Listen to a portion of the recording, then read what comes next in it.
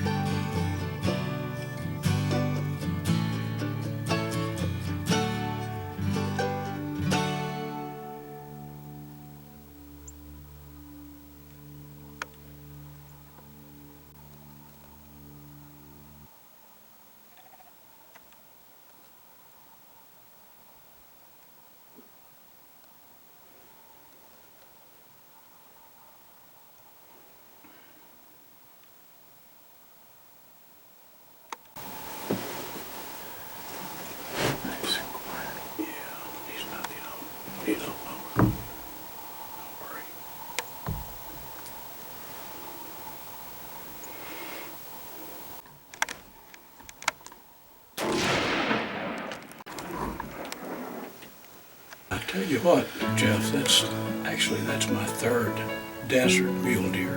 I've not hunted them a great deal. Congratulations. Ah, you betcha, buddy. That was awesome, I folks. appreciate you getting the picture. You was right on that rascal. Yep. Yeah, he's a good one. And Yeah. I killed one years ago, probably 25 years ago on Clayton Williams Ranch, probably 30 miles from here. Uh-huh. But I don't know when I've had enjoyed a hunt any more than this. You know what? You and I are going to be eating some mule deer meat, buddy. Oh, buddy. Folks, lots of fun here on a Sportsman's Life. We are out here and we are hunting in just outside of Irran, Texas. And what an absolutely gorgeous day. We still got this little goofy buck Yeah, out in he's front of probably us. a 2.5, maybe 3. Yeah, he's a spike and a fork. Maybe you call it call. Yeah, he's a good cowboy. He's but right out there. He kept looking off in the distance. We knew something We was knew coming. something else was there, Yeah. and sure enough, all of a sudden he popped his head out. But we're right here. Larry Lysoon will be with us a little bit. He's hunting right over the mountain there. Yeah. This is the first afternoon of the hunt. It usually doesn't work out this easy, but it did this time. I'm very fortunate. Mr. John Eason here's his ranch. He's got a lot of whitetail and also a lot of mule deer. I'm gonna turn my camera here real quick. This other buck is going to check this out. That deer he's smelling right now, smelling. Yeah, he's trying to figure it out. I'm surprised he didn't. He's got to hear us. You know he What knows. the heck is going on? That buck that we're looking at took a good 30 minutes to come in, stopping every few minutes. I never dreamed he would be that uncautious as he is right now. They're a little wary, aren't they? Look at him. He's just looking at his He says, well, fallen friend. That's crazy. And of course, the deer's laying. he's smelling, see? He's laying right there. I don't know if you can see it or not. You see the horns right there. He's coming right up on him. Yes, he Now that is wild. is. Isn't that amazing? If these were whitetail, that buck right there would be over the mountain. Oh, yeah, in a I heartbeat. promise you. It's called stotting, the way they run. Yep, beautiful animals. All right, buddy. I am right behind you. All right. Captain Clayton does it again. Woo! We're gonna be eating good, buddy. Yes, we are, buddy.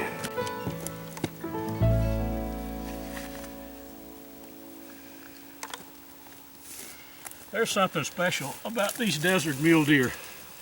I guess one thing is I just haven't, like I say, this is the third one that I've taken.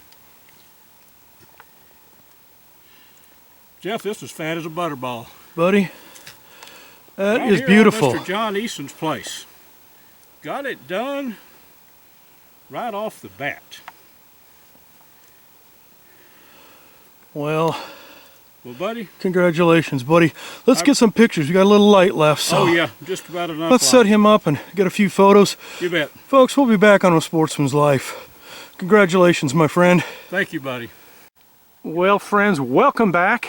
Day one, Eason Ranch, West Texas, out near Irran, and Luke has taken his third Well, this is the third desert desert mule deer. muley. He is one butterball. This is going to make some great venison, Jeff. I'll tell you. This sucker, no telling how much fat he's got on him. Just what we were looking for. Definitely not a Boone and Crockett mule deer, but this is a desert mule deer, folks. Note the white on their face, and then their tail gives them away. They're white with a black part of their tail.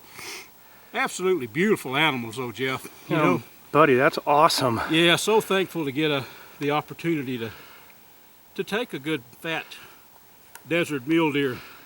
You betcha. We're going to have some good venison from this deer. We might even eat some down here at John's place. while Oh, we're darn, here, that's you know? awesome. Congratulations once again. Beautiful, beautiful, beautiful. We got some pictures, folks, so we're gonna get the buggy, bring it on over this way, I guess, and start getting organized here and Get him loaded up. wait and, till John and Larry show up and we'll show off our prize. You betcha. All right, buddy. Day one's over. We're gonna be eating good tonight and You bet. more fun tomorrow. You bet the knife is sharp, so I'll go to work and we'll make some good venison out of this big rascal. Well, folks, as Mr. Paul Harvey used to say, here's the rest of the story. This is one fat deer. It's going to make some awesome venison. I want to get him home and go through all these seams and remove each muscle and cut steaks. And this is going to be some good eating. We'll have plenty of sausage material, you know, with the shoulders and the rib meat. Right here at Mr. John Eason's place. Desert mule deer. There's something special about hunting these animals, especially out in the Trans-Pecos area. So I guess I better quit talking and go to work, folks. I think I'll start by removing a couple of back straps.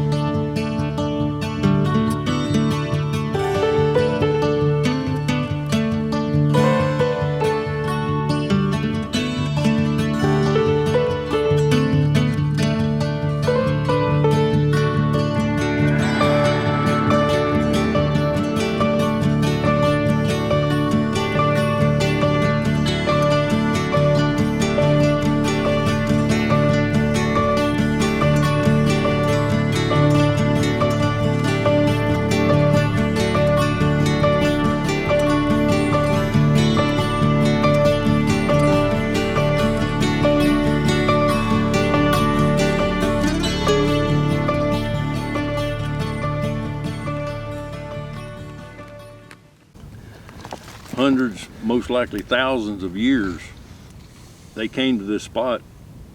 You know, nomadic following the game and all, and back then, you know, there was buffalo and everything around here. Oh, yes, sir. And they just followed the game. As they went, and they come back to these same places year after year after year. And, you know, there's no telling what you'd find if you dig down in here. You're all kinds of exactly right. arrowheads, points and stuff where they cooked, and Yes, sir.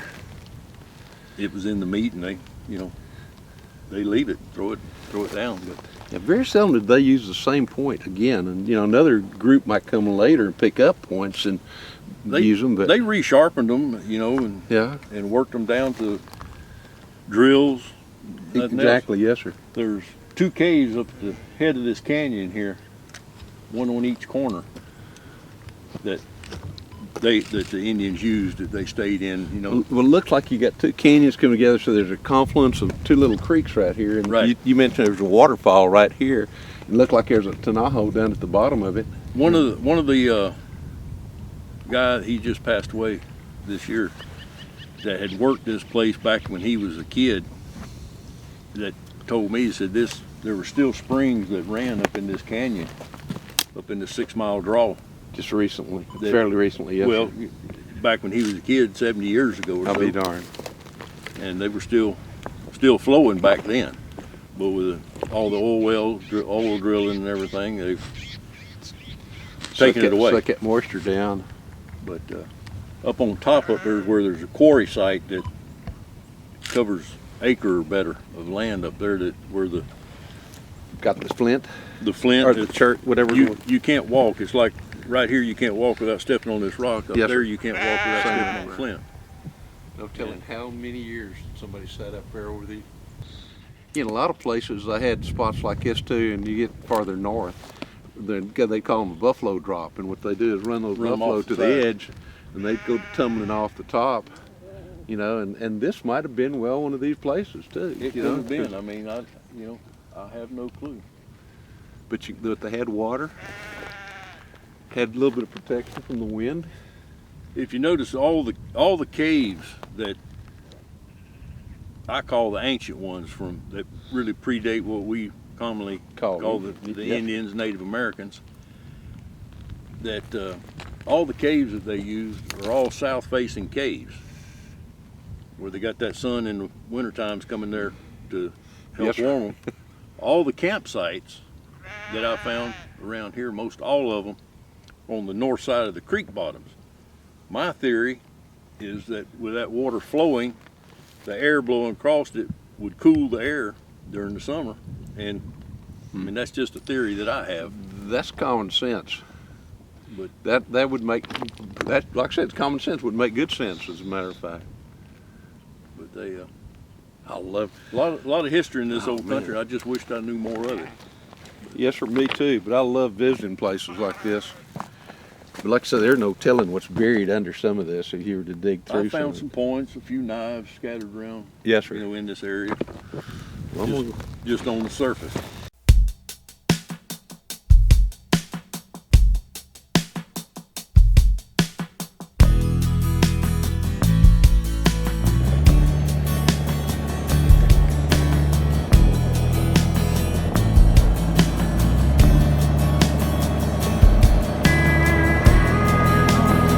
I bet you some of these canyons, if you look hard enough, you can find definitely and that kind of thing. Have you found any of it? Which you think? I mean, like this would be. Of course, over the years, it would probably wash off pretty easily. Fabulous old country, though. Oh, this goes on for a long time. Yeah, it will.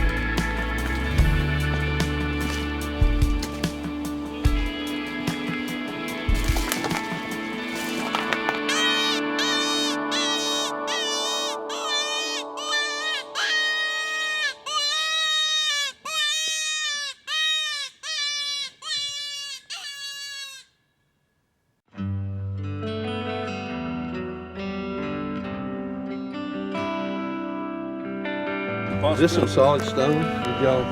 Yeah, it's solid. That is cool. That is awful cool. That was called a Ammonite. ammonite, right? Ammonite. Ammonite. Cool to get out of there, but it is in the stone.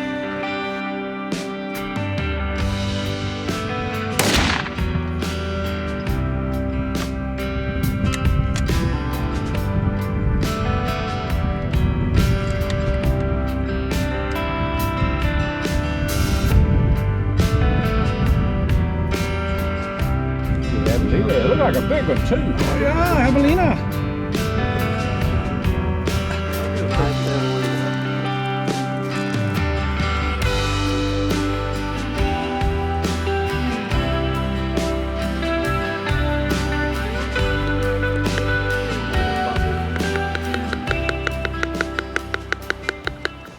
One of the truly unique animals that we have in Texas and the Southwest is a collared peccary, or the javelina, as a lot of people have a tendency to call them. They're a very interesting animal in several different ways. They're found only really in Texas, parts of Mexico, parts of New Mexico, a little bit of Arizona.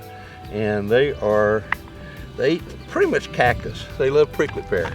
I put some rocks in here to keep his mouth open. I'll pull those, and you can see the thing about javelina is a wild hog can move his teeth back and forth, his lower jaw.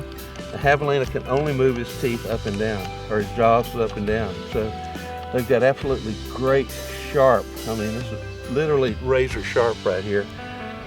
And every time they open and close their mouth, what they're doing is sharpening their teeth. So they make a popping sound. This one, I've got a rock back in there, but when they pop, it's these teeth right here that will make that popping sound, the incisors. You can see it's just every time it moves its mouth, you're getting sharpening action. This happens to be an old boar, but the hair on these is phenomenal. As far as some of the other javelina that I've hunted in the past, you just don't find this kind of hair on a javelina, so I got a feeling this is destined to go to double nickel. I've never had a javelina mounted. I think this is going to be the one that gets mounted.